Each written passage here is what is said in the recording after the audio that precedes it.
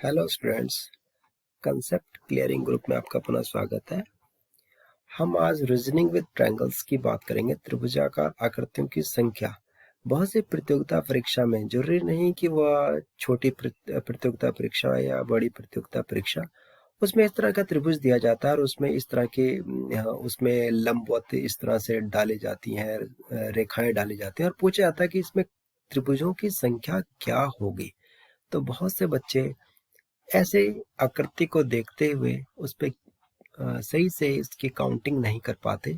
आज हम shortcut method और बहुत इजी ट्रिक्स आपको बताने जा रहे हैं ताकि आप ऐसी कभी रीजनिंग आए विद ट्रायंगल्स तो आप इजीली उसको सॉल्व कर पाएं। तो आज हमारा वीडियो रीजनिंग विद ट्रायंगल्स पर ही आधारित होगा। चलो देखते हैं ऐसी स्थिति में आप किस तरह से इसको शॉर्टकट तरीके से सॉल्व करें। बढ़ते हैं आगे। जैसा कि यह त्रिभुज दिया गया है, अब त्रिभुज दिया गया है तो इस त्रिभुज से कितने त्रिभुज बनाए जा सकते हैं? जाहिर सी बात है, एक त्रिभुज है तो इससे एक ही त्रिभुज बनाया जा सकेगा। तो आप आगे बढ़ते हैं। माना इस तरह से आपकी आकृति इस तरह से दी हुई, अब इसमें कितने त्रिभुज बनेंगे? अब आती है इसमें कितने, एक यहाँ से लंब डाल दिया गया या कोई भी रेखा डाल दी गई जो कि इस त्रिभुज को दो भागों में बांटती है। वो जरूरी नहीं कि बराबर हो या जरूरी नहीं कि बराबर हो या ना हो। तो देखिए, अब एक दो हमने क्या किया, उस त्रिभुज को दो भागों में तो ऐसे ही बांट ले, एक अलग एक अलग, एक दो।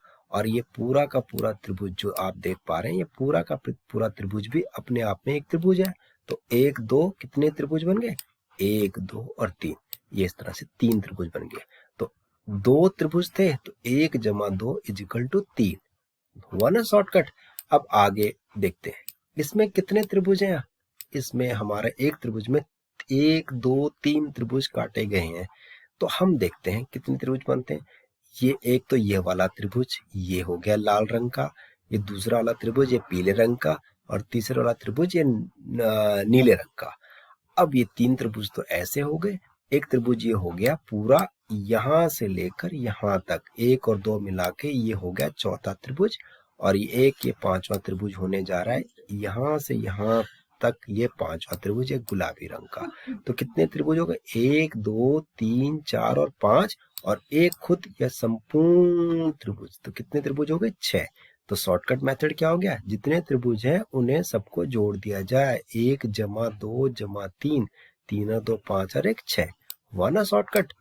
अब चलते हैं, ये तो था हमारा कि जब हमने वर्टिकली या ऊर्ध्वाधर इन्हें काटा, त्रिभुजों को काटा, तो तब इस तरह से कंडीशंस आएंगी। हम जितने त्रिभुज कटे होंगे उन सबको जोड़ लेंगे इस तरह से 6। अब आती है बात, जब ये हॉरिजेंटल, हॉरिजेंटल मतलब ये क्या कहते हैं, हॉरिजेंटल मतलब क्या हुआ, इसके एक त्रिभुज के हॉरिजेंटल हमने काट दिया गया, तो हमारे कितने त्रिभुज बनेंगे? तो हॉरिजेंटल में कितने त्रिभुज बनेंगे? जितनी रेखाओं आधार को मानते हुए, आधार और ये के दो, कितने त्रिभुज बनेंगे? एक और दो। ध्यान रखने वाली बात है, वर्टिकली जब कटेंगे तो उन त्रिभुजों के ये जोड़ होगा, और जब हॉरिजेंटली कटेगा ये दो ही त्रिभुज बनेंगे। जितनी लंबाई देखो, इसको इस फिट कर दे तो ये इसी त्रिभुज का एक ही छोटा वाला त्रिभुज और एक बड़ा वाला त्रिभुज। अब आती है तीसरी बात में, इसमें कितने कितने त्रिभुज हैं? ये ऊर्ध्वाधर वर्टिकली काटे गए, एक दो तीन और चार। तो चार त्रिभुज काटे गए, तो कितने त्रिभुज बनेंगे? एक दो तीन चार बनेंगे, ये पांचवा बनेगा, फिर ये दो मिला के छठा, ये एक, ये सातवां, ये आठवां, फिर ये वाला नौवां। इस तरह से गिनते गिनते आप बहुत ज्यादा, हो सकता है कि आप गलती कर बैठे।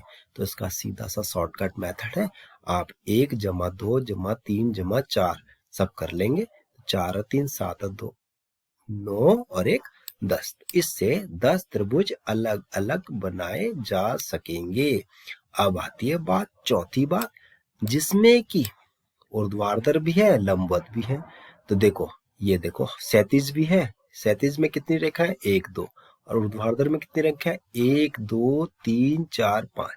तो सबसे पहले जैसे कि हमने पुराना नियम है कि पहले ऊर्ध्वाधर की बात करेंगे, तो 1 2 3 4 5, तो 5 तक गिनती कर लेंगे। 1 जमा 2 जमा 3 जमा 4 जमा 5, तो ये 15 त्रिभुज बन जाएंगे इस आकृति से। अगर ये जो क्षैतिज वाले अगर हम ना लें, इनको गिनेंगे तो 15 त्रिभुज बनेंगे।